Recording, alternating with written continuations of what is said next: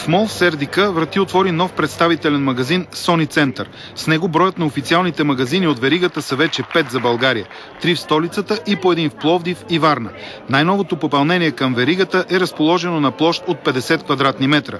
Тук ценителите на отличното качество и дизайн на японската марка ще могат да намерят най-новите продукти, да се потопят в 3D света на Sony, да получат компетентна помощ и консултация при избора на своя продукт.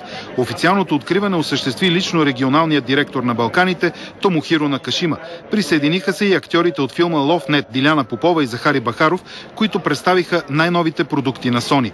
Магазините от веригата пресъздават идеята за високотехнологична среда, в която клиентът може да открие света на забавленията от Sony. С настъпването на предстоящите коледно-новогодишни празници, ценителите на качествената електроника могат да се здобият с любимите продукти, както и да реализират идеи за подаръци за свои близки и приятели в новия Sony Center.